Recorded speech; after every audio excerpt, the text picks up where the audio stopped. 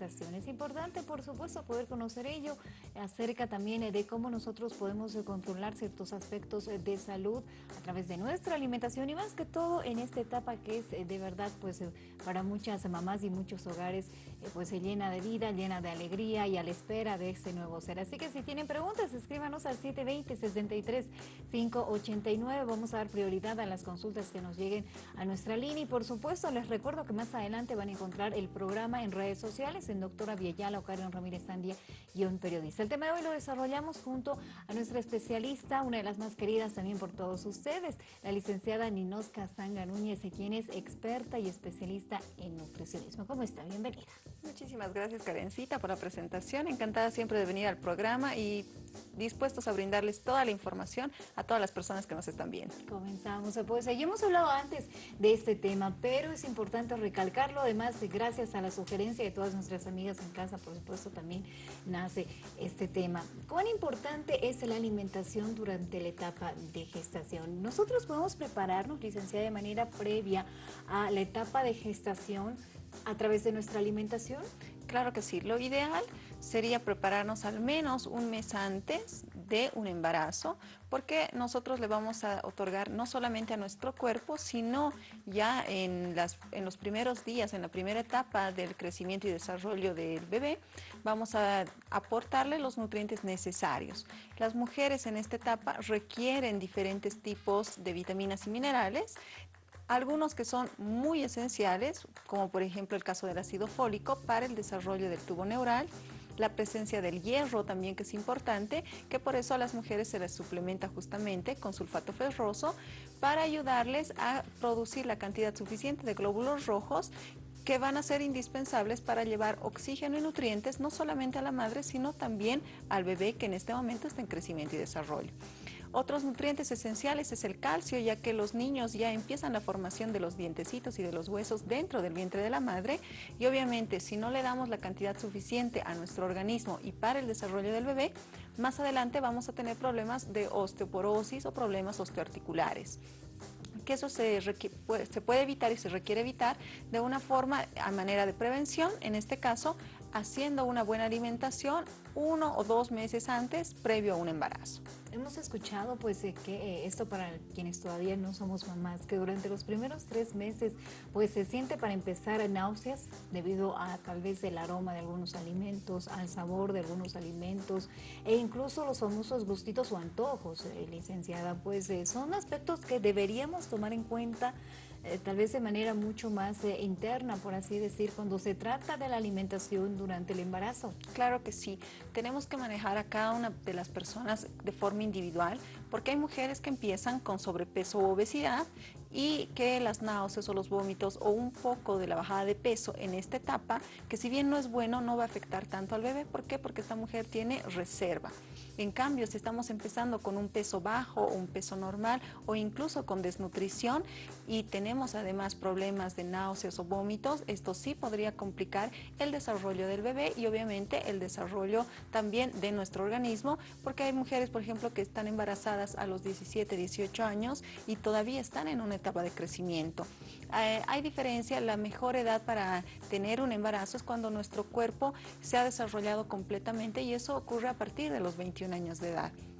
Tampoco es bueno tener niños muy mayores porque también nuestro cuerpo ya tiene ciertas deficiencias y carencias por la destrucción de tejido normal. Entonces habría que regular eso.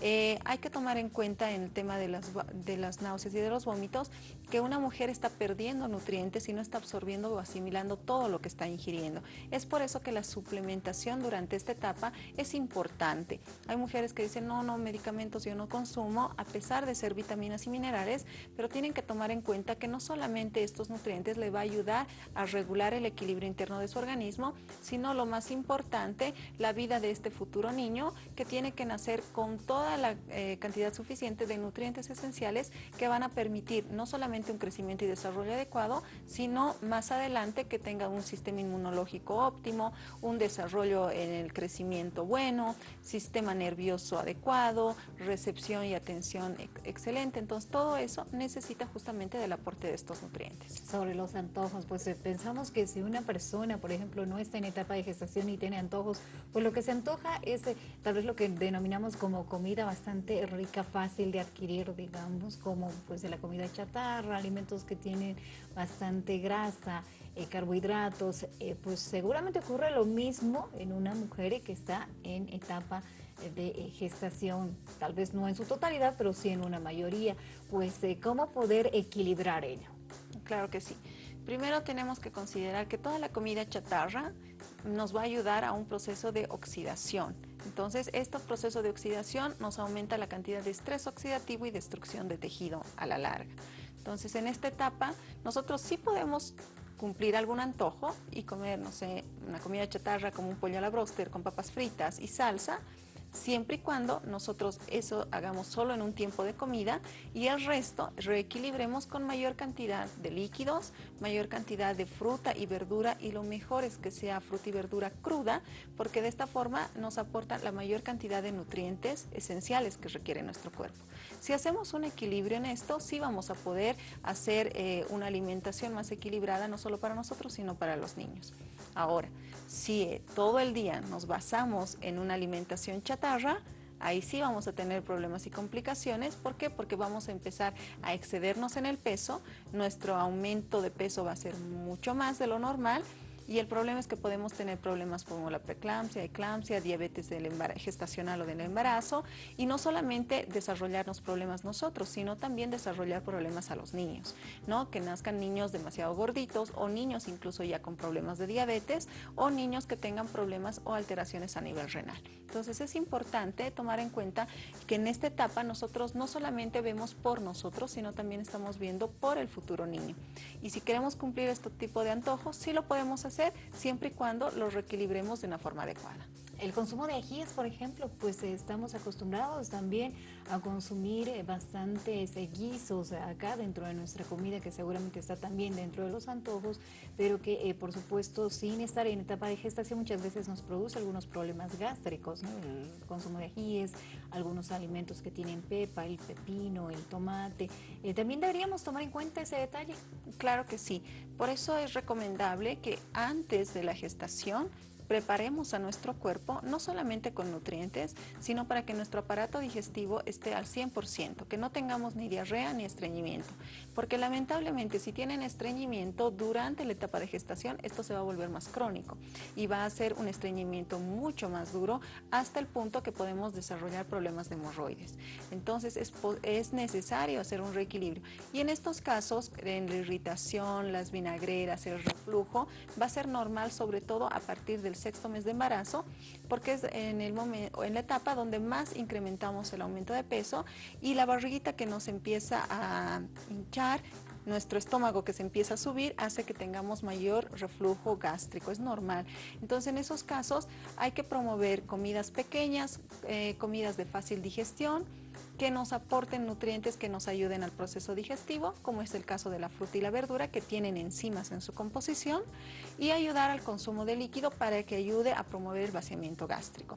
No es necesario que lo eliminemos, el consumo de los ajíes ahogados, etcétera, pero sí modifiquemos la forma de preparación. En este caso, en vez de retostar en aceite, podemos retostar en agua para evitar el proceso oxidativo, y en vez de colorantes o saborizantes muy fuertes, utilicen colorantes de forma natural, y en este caso podemos utilizar, por ejemplo, la cúrcuma, que le da el color amarillo como si fuera un guiso, pero no tiene absolutamente nada de ají y más bien es antiinflamatorio. Perfecto, y eso entonces las recomendaciones para quienes somos bastante gustosas y en esa etapa de gestación pues seguramente podría causarnos algunos problemas de salud. Pues también hemos escuchado de manera frecuente que existen problemas con la vesícula, también en esa etapa de gestación. Justamente esto ocurre cuando no nos alimentamos de una forma adecuada y no estamos aportando los nutrientes suficientes ni a nuestro cuerpo ni al cuerpo del bebé. No se olviden que cuando nosotros estamos embarazadas, nosotros hacemos el proceso de digestión por los niños. El niño no digiere todavía. Nosotros hacemos el proceso de limpieza y desintoxicación por los niños. En ese sentido, nuestro aparato digestivo se sobrecarga y nuestro hígado también.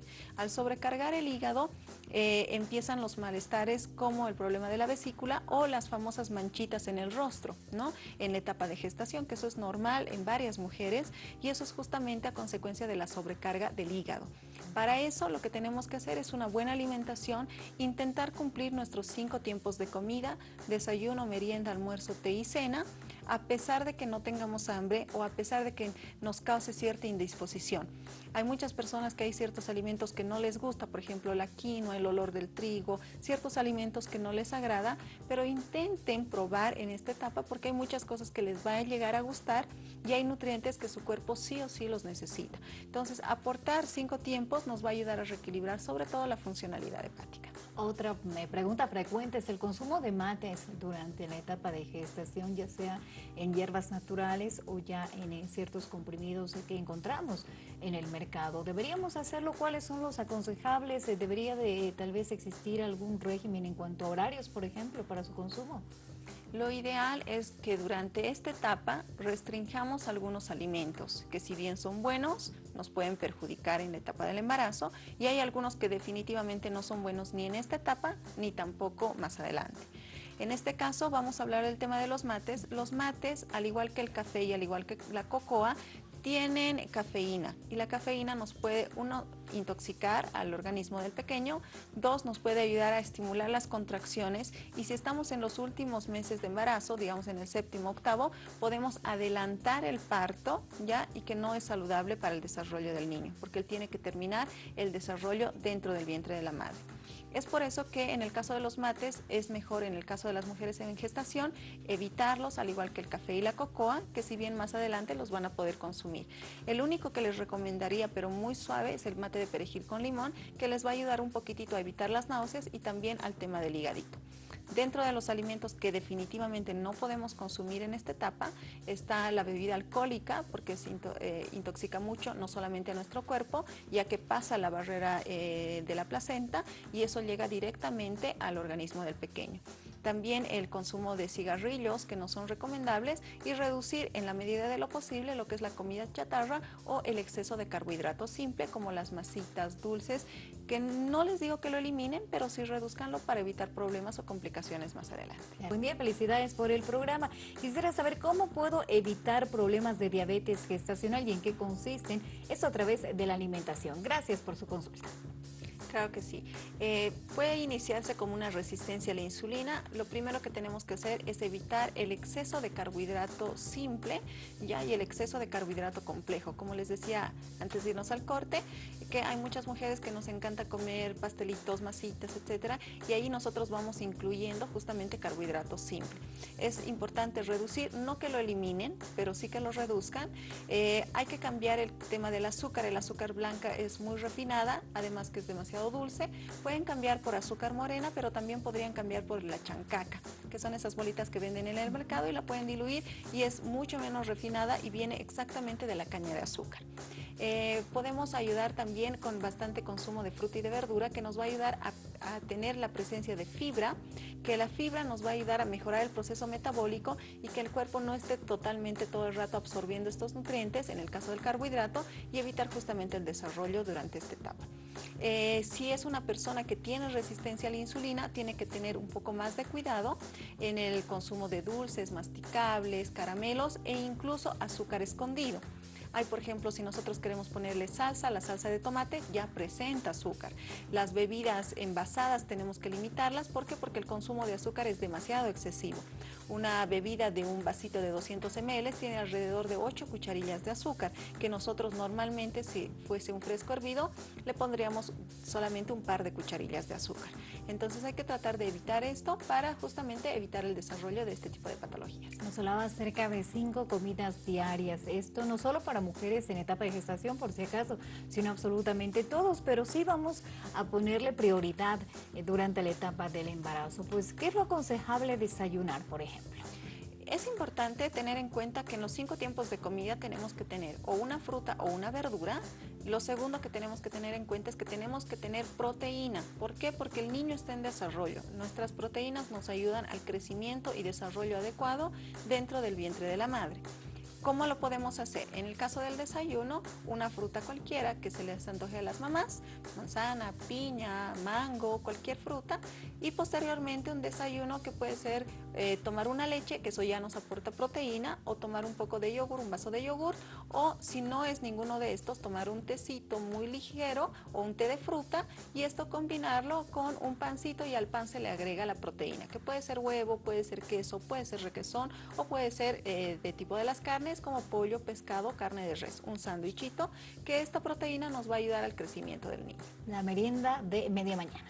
Lo ideal sería una fruta para que activemos proceso metabólico, y también lo podemos combinar con algo de proteína en el caso de los yogurts o biogurt que hay en el mercado, y eso nos puede ayudar no solamente al tema de proteínas, sino porque tiene bacterias lácticas que ayudan a acelerar el proceso digestivo. El almuerzo, seguramente pues muchas en casa también sufren con un poquito de ello, ¿no? Porque a veces pues en lo que tienden a hacer en casa la familia es más que todo decirnos pues tienes que comer por dos, por ejemplo, ¿no? Y el almuerzo es súper recargado con entradas, sopas, segundo y postre.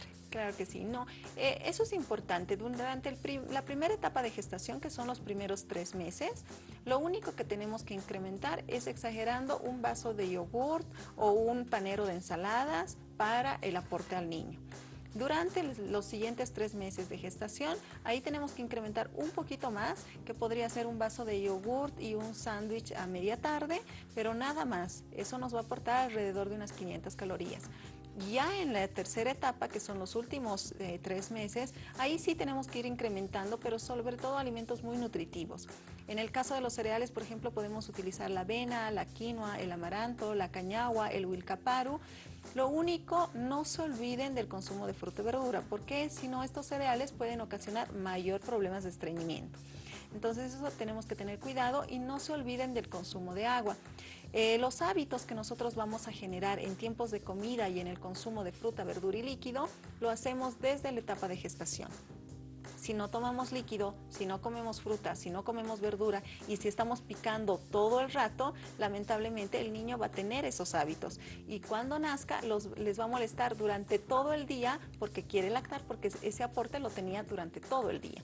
Es necesario que ya durante esta etapa nosotros tengamos horarios, y el niño cuando nazca también va a tener justamente los horarios de lactancia. En este caso, entonces, en el horario del almuerzo es importante reducir el consumo de carbohidratos. Escojan solamente uno, o es arroz, o es fideo, o es chuño, o es papa, o es yuca, pero solo uno, no más de uno. Que siempre tenga un panero de ensalada, así consuman un tallarín con albóndigas, sí o sí tienen que tener su panero de ensalada al lado para evitar el problema del estreñimiento. Las sopas, hay mucho conflicto también con el tema de las sopas. A algunas personas no les gusta, se supone que tiene muchos nutrientes porque tiene verduras, pero hoy en día también pues se ha dado a conocer de que no deberíamos de hacerlas cocer tanto tiempo, ¿no? La cocción de verduras durante mucho tiempo pues hace que pierdan sus nutrientes. Exactamente. Hay verduras que necesitan mayor tiempo de cocción, como el caso de la zanahoria, el nabo, que necesitan aproximadamente 20 a 30 minutos de cocción, tampoco más. A esa sopa podemos incrementar un cereal como la quinoa, que nos va a aportar buenos nutrientes y buena proteína.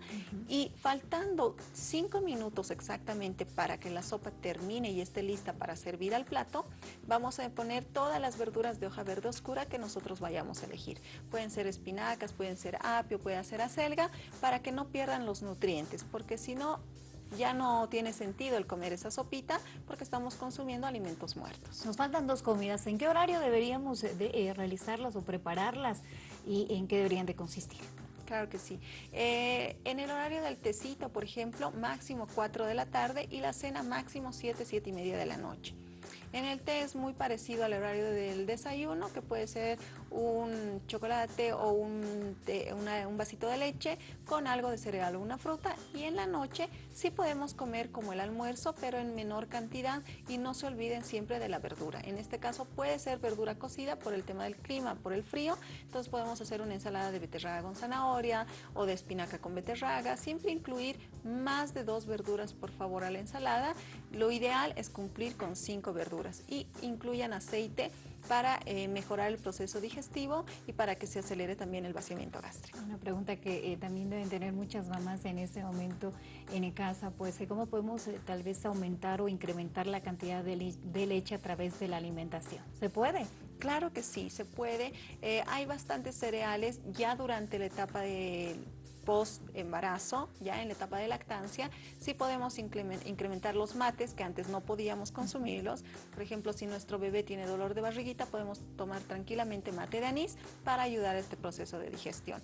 Y no solamente esto, la quinoa, el wilcaparo, el amaranto también nos pueden ayudar a la producción de leche. Muchísimas gracias por acompañarnos. ¿Dónde podemos encontrarla? Muchísimas gracias, Karencita. Bionova está en la calle 9 de Calacoto, el número es 7806 y el teléfono de contacto es el 277-5120 o el 655-97-975. Siempre es un gusto que nos acompañes. Muchísimas gracias. Hasta la siguiente. Gracias amigos, amigas por vernos. Cerramos con esta edición de Doctor Aviala. Nos vemos. Hasta mañana. Los esperamos 11 en punto. Chao.